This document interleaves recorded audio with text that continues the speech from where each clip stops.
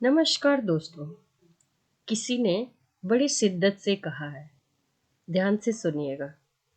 औरत की इज्जत करो इसलिए नहीं कि वह औरत है। औरत की इज्जत करो इसलिए नहीं कि वह औरत है, बल्कि यह साबित करने के लिए करो कि आपकी परवरिश एक अच्छी औरत ने की है। कि आपकी परवरिश एक अच्छी औरत ने की है। नमस्कार दोस्तों, कहिए कैसे हैं आप सब। उम्मीद करती हूँ आप सब बहुत अच्छे होंगे। आइए सुनते हैं प्रेमचंद द्वारा लिखित कहानी मनोवृत्ति। आवाज सरोज शर्मा।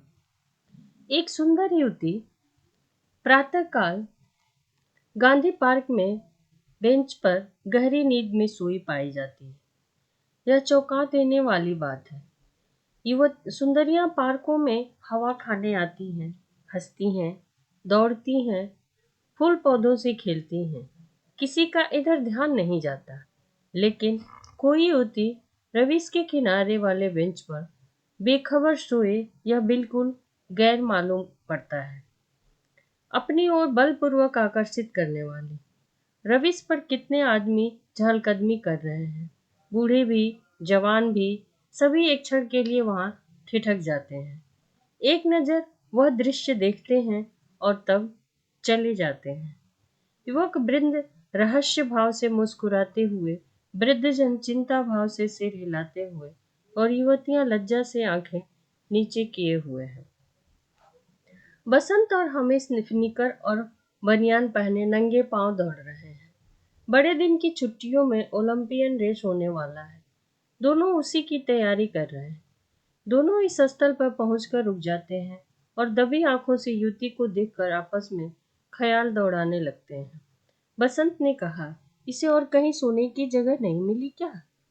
हामिद ने जवाब दिया, कोई वेश्या होगी। लेकिन वेश्याएं भी तो इस तरह बेशर्म नहीं होती। वेश्या अगर बेशर्म न हो तो वेश्या कैसे कही जाएगी? बहुत सी ऐसी बातें हैं जिनमें कुलवधू और वेश्या दोनों एक व्यवहार करती हैं। कोई वेश्या मामूली तौर पर सड़क पर सोना नहीं चाहती। रूप छवि दिखाने का नया तरीका होगा। तरीका का सबसे सुंदर रूप छिपाव है, दिखाव नहीं। वेश्या इस रहस्य को खूब समझती हैं। उनका छिपाव केवल आकर्षण बढ़ाने के लिए होता है। हो सकता है, मगर केवल यहाँ सो जाना यह प्रमाणित नहीं करता कि यह वेश्या है। इसकी मांग में सिंदूर भी है। वेश्याएं अवसर पड़ने पर सौभाग्यशाली बन जाती हैं। रात भर प्याले के दौर चले होंगे, काम क्रीड़ाएं हुई होंगी, अवसाद के कारण ठंडक पाकर सो गई होंगी। मुझे तो कुलवधू सी लगती है। कुलवधू पार्क में सोने आएगी? हो सकता है घर से रूठ कर आई हो। चलकर पूछी क्यों न ले। निरे अहमक हो, बगैर परिचय के आप किसी को जगा कैसे सकते हैं? अजी चलकर परिचय तो कर ले। उल्टे और एहसान जताएंगे और जो कहीं झिझक दे, झिड़कने की कोई बात भी हो, उससे सौजन्य और सदस्यता में डूबी हुई बातें करेंगे। कोई युवती ऐसी बातें सुनकर चिढ़ नहीं सकती। अजीगत तक तो रस भरी बातें सुनकर फूल सी उठती है। यह तो नव यौवना है। मैंने रूप और यौवन का ऐसा सुंदर संयोग कभी नहीं देखा था। मेरे हृदय पर तो यह रूप अब आजीवन छप गया है, शायद कभी न भूल सकूं। मैं तो फिर यही कहता हूँ कि कोई वेश्या है। रूप की देवी वेश्या भी हो सकती है। यही खड़े खड़े कवियों की सी बातें करोगे, जरा वहां चलते क्यों नहीं? तुम केवल खड़े रहना, पास तो मैं चला जाऊंगा। कोई कुलवधू है। कुलवधू पार्क में आकर सोए तो इसका इसके सिवा कोई अर्थ नहीं कि वह आकर्षण करना चाहती है। आजकल की युवतियां भी तो फॉरवर्ड होने लगी हैं। फॉरवर्ड युवतियां युवकों से आंखें नहीं चुराती। हाँ केवल लेकिन है कुलवधू। कुलवधू से किसी तरह की बातचीत करना मैं बेहूदगी समझता हूँ। लेकिन दिल में तो वह मूर्ति दौड़ रही है। तो आओ बैठे। जब वह उठकर जाने लगे तो उनके पीछे चले। मैं कहता हूँ वेश्या है और मैं कहता हूँ कुलवधू है। तो 10-10 की बाजी लगा दें। ये दोनों आपस में यही सब बातें कर ही रहे थे कि दो वृद्ध पुरुष धीरे धीरे जमीन की ओर ताकते हुए आ रहे हैं, मानो खोई जवानी ढूंढ रहे हों। एक की कमर झुकी, बाल काले, शरीर स्थूल, दूसरे के बाल पके हुए, कमर सीधी, दोनों के दांत टूटे हुए पर नकली दांत लगाए हैं। दोनों की आंखें पर चश्मा। मोटे महाशय वकील हैं, छररे महोदय डॉक्टर। वकील, देखा यह 20वीं सदी की करामात? डॉक्टर, जी हाँ देखा। हिंदुस्तान दुनिया से अलग तो नहीं है, लेकिन आप इसे शिष्टता तो नहीं कह सकते। शिष्टता की दुहाई देने का अब समय नहीं है। किसी भले घर की लड़की लगती है। बेस्या है साहब, आप इतना भी नहीं समझते। बेस्या इतनी फूहड़ नहीं होती है। और भले घर की लड़कियां फूहड़ होती हैं क्या? नई आजादी है और नया नशा है, और क्या हो सकता है। हम लोगों की तो बुरी भली कट गई। जिनके सिर आएगी वह झेलेंगे। अफसोस, जवानी रुखसत हो गई। जिंदगी जहन्नुम से बदतर हो जाएगी। मगर आंख तो नहीं रुखसत हो गई, वह दिल ही तो नहीं रुखसत हो गया। बस आंखों से देखा करो, दिल जलाया करो। मेरा तो फिर जवान होने को जी चाहता है। सच पूछो तो आजकल के जीवन में ही जिंदगी की बहार है। हमारे समय में तो कहीं कोई सूरत ही नजर नहीं आती थी। आज तो जिधर जाओ उधर सब फूल ही फूल है। सुना, युवतियों को दुनिया में जिस चीज से सबसे ज्यादा नफरत है वह है बूढ़े मर्द। मैं इसका कायल नहीं। पुरुष का जौहर उसकी जवानी नहीं, उसका शक्ति संपन्न होना है। कितने ही बूढ़े जवानों से ज्यादा कड़ियल होते हैं। मुझे तो आए दिन इनके तजर्बे होते हैं। मैं ही अपने को किसी जवान से कम नहीं समझता। यही सब है सही, पर बूढ़ों का दिल कमजोर हो जाता है। अगर इस बात पर होती तो इस समय रमणी को इस तरह देखकर हम लोग यूं न चले जाते। मैं तो आंखों भर देख भी न सका। डर लग रहा था कि कहीं उसकी आंखें खुल जाए और वह मुझे ताकते देख ले तो दिल में क्या समझेगी। खुश होती कि बूढ़े पर भी उसका जादू चल गया। अजी रहने भी दो। आप कुछ दिनों ओकाशा का सेवन कीजिए। चंद्रोदय खाकर देख चुका, सब लूटने की बात है। मंकी ग्लैंड लगवा लीजिए ना। आप इस युवती से मेरी बातें पक्की करा दे, मैं तैयार हूँ। हाँ, यह मेरा जिम्मा, मगर भाई हमारा हिस्सा भी रहेगा। अर्थात किसी अर्थात यह कि कभी कभी मैं आपके घर आकर अपनी आंखें ठंडी कर लिया करूंगा। अगर आप इस इरादे से आए हैं तो मैं आपका दुश्मन हो जाऊं। ओहो, हो जाए। आप तो मंकी ग्लैंड का नाम सुनते ही जवान हो गए। मैं तो समझता हूँ यह भी डॉक्टरों ने लूटने का एक लटका निकाला है। सच में? अरे साहब, इस रमणी के स्पर्श में जवानी है। आप हैं किस फेर में? उसके एक एक अंग में, एक एक चितवन में, एक एक मुस्कान में, एक एक विलास में जवानी भरी हुई है। अच्छा, कदम बढ़ाइए। मुश्किल आकर बैठे होंगे। यह सूरत याद रहेगी। फिर आपने याद दिला दी। वह इस तरह सोई है इसलिए कि लोग उसके रूप को, उसके अंग को, उसके बिखरे हुए केशों को, उसकी खुली हुई गर्दन को देखें और अपनी छाती पीटे। इस तरह चले जाना उसके साथ अन्याय है। वह बुला रही है और आप भागी जा रहे हैं। हम जिस तरह दिल से प्रेम कर सकते हैं, जवान कभी कर सकता है क्या? बिल्कुल ठीक है। मुझे तो ऐसी औरतों से साबिका पड़ चुका है जो रसिक बूढ़ों को खोजा करती हैं। जवान तो छिछोरे, उच्च श्रृंखल, अस्थिर और गर्वीले होते हैं। वे प्रेम के बदले में कुछ चाहते हैं। यहाँ निस्वार्थ भाव से आत्म समर्पण करते हैं। आपकी बातों से दिल में गुदगुदी हो रही है। मगर एक बात याद रखिए, कहीं उसका जवान प्रेमी मिल गया तो क्या करेंगे? तो मिला करें। यहाँ ऐसे से नहीं डरते। आपकी शादी कुछ बातचीत की?